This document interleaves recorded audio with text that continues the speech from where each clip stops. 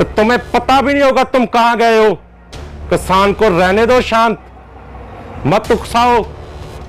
राम मंदिर में कत्लेआम कराया, गोधरा में कत्लेआम कराया, उसके बाद हमारा पुलवामा अटैक करवाया। देशद्रोह का मुकदमा होना चाहिए तो बीजेपी और खास नरेंद्र मोदी और इनके चंद मंत्री हैं जो उनके ऊपर होना चाहिए। ये जो मंदिर है, ये मंदिर राम का नहीं बन रहा, ये मंदिर नहीं बन रहा, ये वीएचपी और बीजेपी का दफ्तर बन रहा है, उनका मुख्यालय बन रहा है। ये जनता के हैं और जनता जिसको चंदा दे वो खुद जाके देती है। मांगने से चंदा मांगा नहीं जाता होता, इकट्ठा नहीं किया जाता होता। हमारे गुरुद्वारों में चंदा आता है, पता भी नहीं चलता कौन देके गया, कब देके गया, और लंगर चल रहे हैं। चंदा ऐसे इकट्ठा होता है, मांग मांग के चंदा नहीं इकट्ठा किया जाता, मांग मांग के तो अपनी जेबें भरी जाती हैं। किसान शांत है, शांत रहने दो। अगर किसान बिगड़ गया ना तो घर से निकाल के तुम्हें फेंकेंगे हम। देश की जनता को बेवकूफ बनाने के लिए ये चंदा मांग रहे हैं, अपना मुख्यालय बनाने के लिए।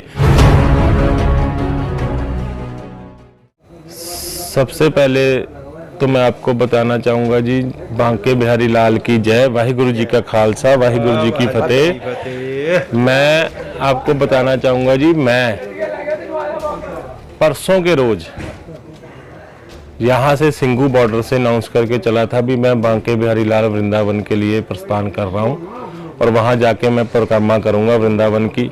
और बांके बिहारी लाल से मैं अरदास करूँगा भी जो ये हमारे प्रधानमंत्री हैं, जो वो अपने आप को तो बुद्धिजीवी समझते हैं पर वो बुद्धिजीवी नहीं, हो अनबुद्धिजीवी हैं, पागलपंता दिखा रहे हैं। उनको थोड़ा ज्ञान बख्शे, उनको थोड़ा सा बुद्धि बख्शे परमात्मा। जो ये अपने आप को मानते हैं भी सबसे बड़ा मैं राजा हूँ, पर इनकी ये गलती है, सबसे बड़ी गलतफहमी है।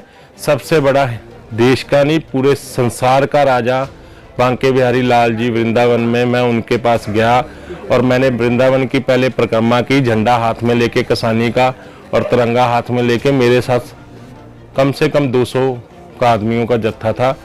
वहाँ क्या हुआ, वहाँ पे भी योगी जी पधार गए, पर हमने शांतमय तरीके से किया।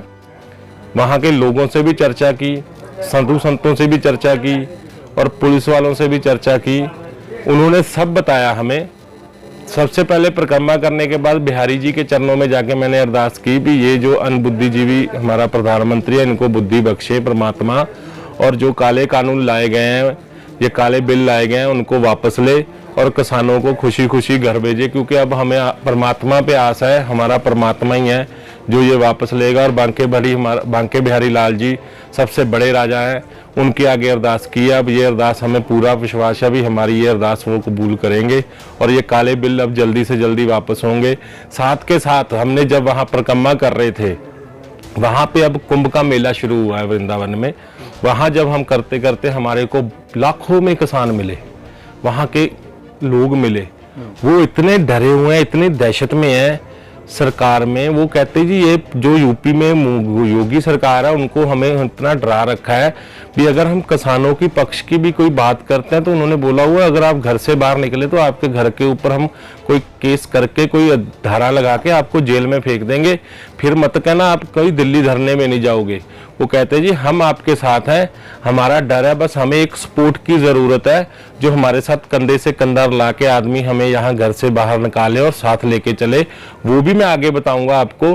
फिर पुलिस वालों ने भी बताया मुझे, वहाँ की जनता ने भी बताया मुझे, और योगी भी ने भी हमें वहाँ रोक रहे थे पर हम शांतमय तरीके से जब कर रहे थे, पुलिस ने भी बोला भी हम भी आप ही के साथ हैं, हम भी किसान परिवार के बच्चे हैं, पर हमारी जो रोजगार है, हमारी जो नौकरी है, हमें उसके डर के कारण थोड़ा ये करना पड़ता है। पर जो मोदी सरकार ने ये बना रखी है ना चीज, अब ये ज्यादा दिन नहीं चलेगी।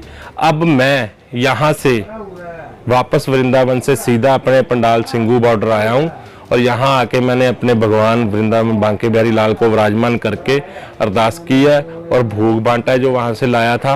और मैं अब आगे का प्रोग्राम ये बनाने जा रहा हूँ कि पूरे हिंदुस्तान में, तमिलनाडु से शुरू होगा ये मेरा काफिला।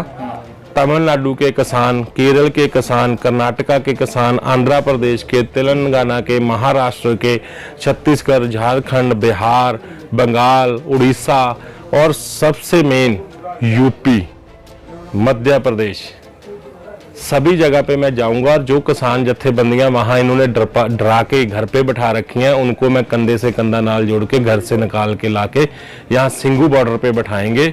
जो ये कह रहे हैं जी ये तो सिंघू बॉर्डर का आंदोलन अब खत्म हो गया, ये तो आंदोलन रहा ही नहीं। तो गाजीपुर हुआ ना सर? गाजीपुर आंदोलन खत्म नहीं हुआ। आदमी कहाँ है सर गाजीपुर में? आदमी कह नहीं कि वो आपके जो आपके जैसे जो, चलो आप तो अच्छी पत्रकारिता करते हैं, पर आप ही जैसे जो कोई चंद लोग हैं पत्रकारिता में जो गोदी मीडिया बन के बैठे हुए हैं, उनकी जो दिखाने से वो दिखा रहे हैं भी खाली हो गया, पर खाली कोई नहीं हुआ। वो हमारे किसान भाई गन्ने की खेती चल रही है जी, गन्ने का कटाव चल रहा है अभी, गन्ने के जो अभी कटाव हो रहा है उसके लिए घर गए हैं। और गेहूं का जो हमारे अभी पानी लग रहा है 1.5 महीने में कटाव आ जाएगा, उसके लिए जो रे स्प्रे करनी है वो करने गए हैं। बाल बच्चे तो उनके छोटे हैं किसानों के, कौन सा खाली हुआ? अभी भी वहां बैठे हैं, कोई आते हैं जाते हैं। वो तो यहाँ भी हमारे सिंघू बॉर्डर पे भी ऐसे है, टिकरी बॉर्डर पे भी ऐसे आ जा रहे हैं। कोई किसान वहां से गया नहीं है, सभी किसान वही हैं, वो घर पे गए हैं, वापस भी आ रहे हैं। अब भी किसान वहां बैठे हैं। और यहाँ सिंघू बॉर्डर पे भी मैं आपको बताऊंगा, सिंघू बॉर्डर पे भी इन्होंने कहा जी किसान चले गए। अगर पहले हमारे यहाँ 2 लाख 2.5 लाख किसान था ना, अब 3.5 लाख किसान बैठा है। टिकरी बॉर्डर में अगर 3 लाख किसान बैठा था, अब 5 लाख किसान बैठा है। जो ये गलत फहमियां फैला रहे हैं, इनको मैं कहूंगा ये गलत फहमियां निकाल दो। अब तुम जो नई राजनीति चल रहे हो ना, भी 5000 किसानों के ऊपर आप देशद्रोह का मुकदमा करने जा रहे हो और किसानों को बताते हो ये आंदोलन जीवी। मोदी जी, हम तो आंदोलन जीवी है, शुक्रिया आपका, आप माने भी हम सच में आंदोलन जीवी हैं, पर आप क्या क्या जीवी हो आपको खुद समझना चाहिए। डैश डैश करके बोल रहा हूं क्योंकि मुझको लज्जा है, आपको तो नहीं है। आपको लज्जा तब हो जी अगर आपका घर हो, घर नहीं है इसलिए आपको लज्जा नहीं। भी दुनिया को कैसे बोलना है, कैसे संबोधन करना है, आप इतने में समझ जाओ कि आपका घर नहीं है, इसलिए आप जो मन में आता वो भौंकते रहते हो। उसके भौंकने से आपके सच नहीं होता। सच्चाई यहाँ बैठी है, जनता यहाँ बैठी है, किसान यहाँ बैठा है। जो 45 डिग्री टेम्परेचर होता है तब आपके लिए चावल उगवाता है, और नीचे पानी भी गर्म होता है, और ऊपर आसमान पे सूरज देवता हमारे पूरी गर्मी बघरा रहे होते हैं। उस टाइम हम 45 डिग्री 50 डिग्री में आपके लिए अन्न उगा के देते हैं, आपकी देश की जनता के लिए। में इस बात का डर क्यों, बताइए ना। कि डर हमारे रिंकू शर्मा की कोई नहीं बात जी। ये तो जैसे पहले भी इन्होंने किए हैं, आज तक ये कहते हैं जी रिंकू शर्मा की बात कहां से चली? राम मंदिर के नाम से, ठीक, जो कि राम मंदिर असली राम मंदिर था जो इन्होंने गिरा दिया। सबसे पहले तो ये हमारे ऊपर देशद्रोह का मुकदमा करने जा रहे हैं, जो 5,000 किसानों का नाम ले रहे हैं। उससे पहले मैं न्यायालय को बेनती करूंगा, हमारे सबसे पहले तो बीजेपी वालों के ऊपर, और खासकर नरेंद्र मोदी और चंद इनके जो मंत्री हैं जिनका मैं नाम भी नहीं लेना चाहूंगा। हमारी देश की जनता बड़ी सियानी है, समझदार है, समझती है जिनका मैं कह रहा हूं, उनके ऊपर होना चाहिए। क्योंकि इन्होंने सबसे पहले राम मंदिर में कत्लेआम कराया, गोधरा में कत्लेआम कराया, उसके बाद हमारा पुलवामा अटैक करवाया, ठीक, उसके बाद हमारा पठानकोट अटैक करवाया, फिर बालाकोट अटैक करवाया, फिर उसके बाद पार्लियामेंट पे अटैक हुआ, ठीक, फिर अपना कंधार हाईजैक हुआ, ठीक। ये सब कुछ इन्होंने अपनी गंदी राजनीति के लिए किए थे।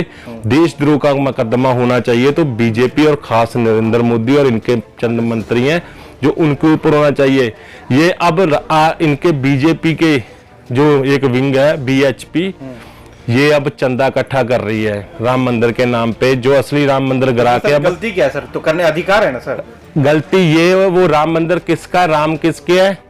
जनता के। बीएचपी बीजेपी के नहीं है, जनता के हैं। और जनता जिसको चंदा दे वो खुद जाके देती है, मांगने से चंदा मांगा नहीं जाता होता, इकट्ठा नहीं किया जाता होता। हमारे गुरुद्वारों में चंदा आता है, पता भी नहीं चलता कौन देके गया, कब देके गया, और लंगर चल रहे हैं। चंदा ऐसे इकट्ठा होता है, मांग मांग के चंदा नहीं इकट्ठा किया जाता, मांग मांग के तो अपनी जेबें भरी जाती हैं, जो कि ये पहले भी भर चुके हैं। यही बीएचपी जो आज ये राम मंदिर के नाम पे चंदा इकट्ठा कर रही है।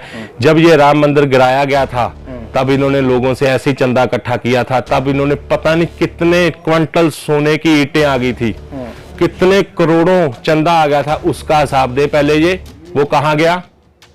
वो खा चुके हैं और अब दोबारा से फिर इकट्ठा कर रहे हैं। किसने खाया? यही वीएचपी और बीजेपी, इन्होंने खाया है, उसका हिसाब देना। जो सोने की ईंटें आई थी वो कहाँ गई हैं?